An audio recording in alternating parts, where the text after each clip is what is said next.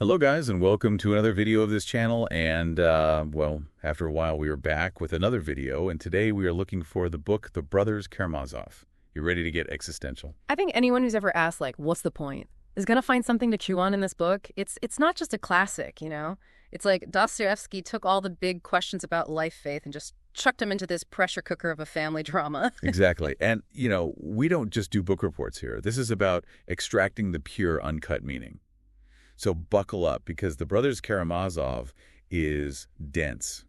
But trust me, we're going to give you the good stuff. What's brilliant is how Dostoevsky starts with this messed up family. The Karamazovs, the father, Fyodor Pavlovich, is like the poster child for bad parenting.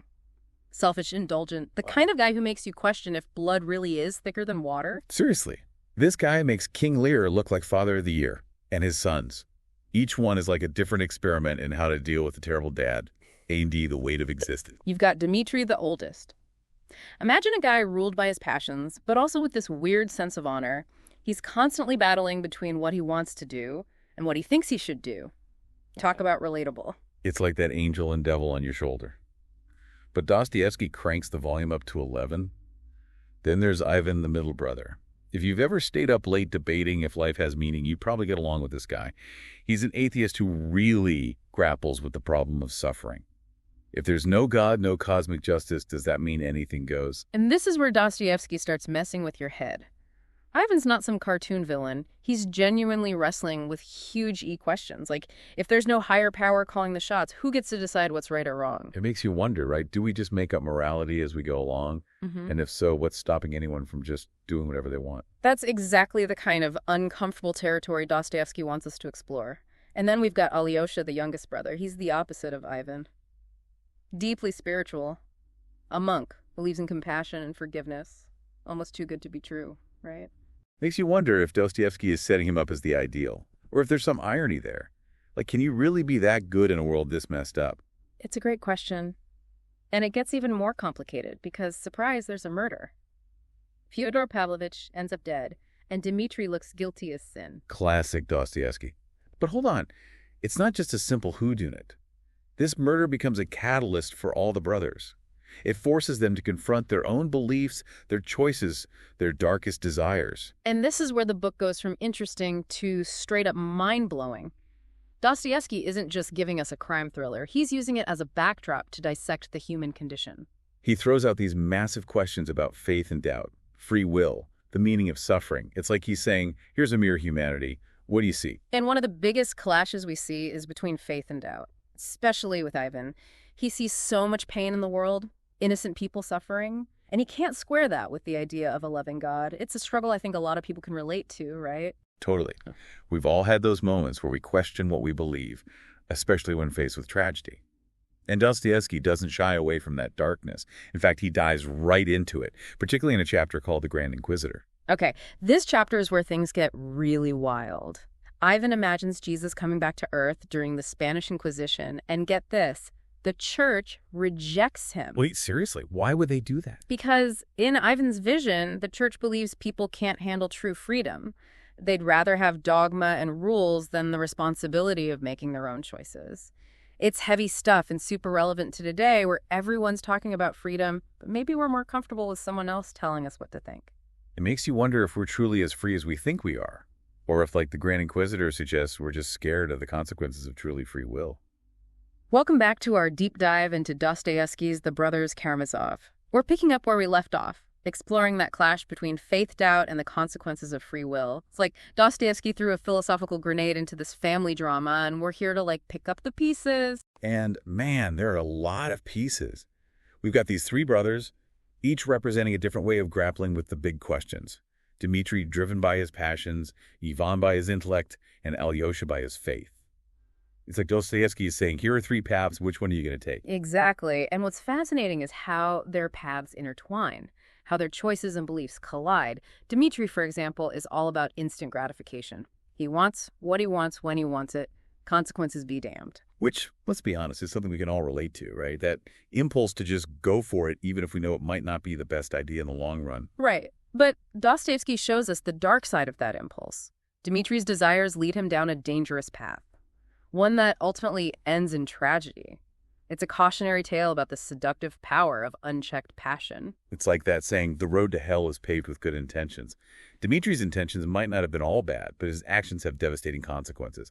And then we have Ivan, who's the complete opposite. He's all about reason and logic, but even his intellect can't shield him from the pain of existence. Ivan's journey is a descent into nihilism. He sees so much suffering, so much injustice, that he starts to question the value of anything. If there's no God, no ultimate purpose, then what's the point of striving for anything? What's the point of even living? It's bleak stuff, but it's also incredibly thought-provoking. Because if we're honest with ourselves, haven't we all had those moments where we've wondered, what's the point of it all? Yeah. Especially when faced with the darkness of the world, the senselessness of suffering. Absolutely. And Dostoevsky doesn't shy away from those dark places. He takes us right to the edge of the abyss, forces us to look into the void and confront the possibility that there might be nothing there. But then there's Alyosha. He's the ray of light in this otherwise pretty grim picture.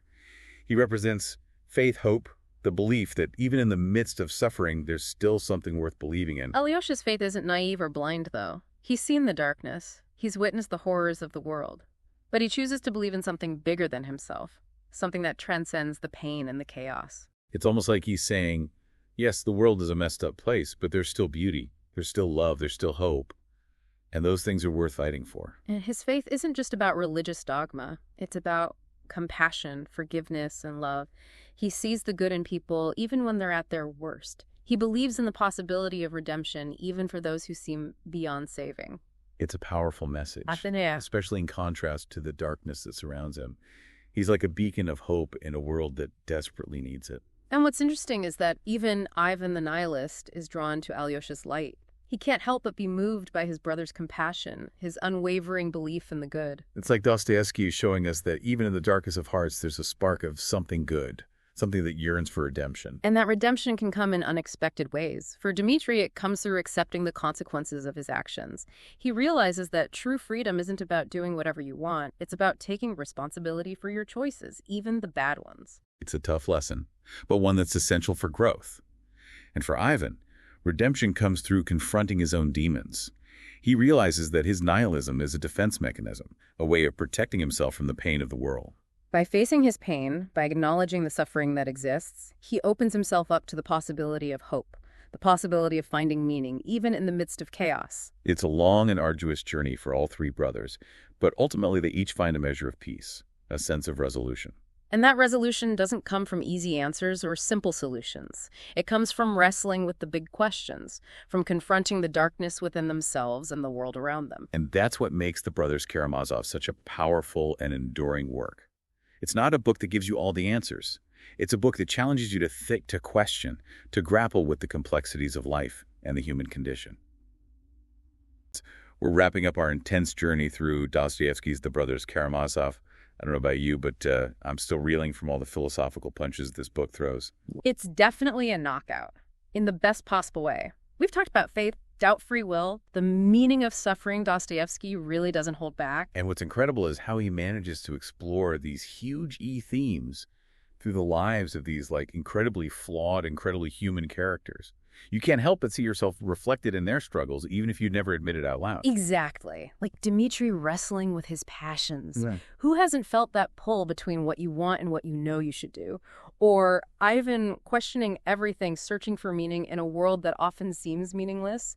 That existential angst is something we all experience at some point. It's like Dostoevsky is holding up a mirror to humanity, warts and all. He's not giving us easy answers or telling us how to live our lives. He's forcing us to confront the big questions, the uncomfortable truths, and figure things out for ourselves. And that's what makes this book so powerful, so relevant even today. Because those questions, the meaning of life, the nature of good and evil, the role of faith in a chaotic world, those are timeless. They're questions that every generation grapples with. Totally. And while Dostoevsky doesn't offer a neat little solution, he does seem to suggest that there's hope to be found even in the midst of all the darkness. Absolutely. Think about Alyosha, the youngest brother. He represents that unwavering faith, that belief in the inherent goodness of humanity even when faced with unimaginable suffering. He's a reminder that even in the darkest of times, there's always the possibility of light, of redemption. And that redemption can take many forms. For Dmitri, it's accepting responsibility for his actions, facing the consequences of his choices. It's a painful process, but it ultimately leads him to a place of peace. For Ivan, redemption comes through confronting his own nihilism, acknowledging the pain and suffering that exist in the world, and choosing to believe in something beyond the void. It's a journey from darkness to light, a testament to the power of hope, even in the face of despair. And what's interesting is that Dostoevsky doesn't shy away from the messiness of it all. Redemption isn't a simple, clean-cut process. It's a struggle, a battle against our own inner demons and the darkness that surrounds us. Exactly. It's a journey, not a destination. And that journey is something we all have to undertake in our own way. Dostoevsky just gives us the tools to navigate it, to grapple with the big questions, to find our own meaning in a world that often feels chaotic and absurd. And that's what makes The Brothers Karamazov such an incredible read. Thanks. It's a book that stays with you long after you finish it, a book that challenges you to think deeply, to question everything, and to ultimately find your own path to redemption, whatever that may look like. So as we close out this deep dive, I want to leave you with this thought. The Brothers Karamazov is more than just a novel. It's a conversation, an invitation to engage with the big questions of life, faith, and the human condition. It's a journey into the depths of the human soul, and it's a journey that's well worth taking. Couldn't have said it better myself. Yeah. So if you haven't already, I highly encourage you to pick up a copy of The Brothers Karamazov and dive in. And if you have read it, maybe it's time to revisit it with fresh eyes after this deep dive. You might be surprised at what new insights you discover. And as always, we'd love to hear your thoughts. Share your reflections, your own interpretations, your biggest takeaways from The Brothers Karamazov in the comments below. Let's keep the conversation going. That's a wrap on the deep dive. Thanks for joining us.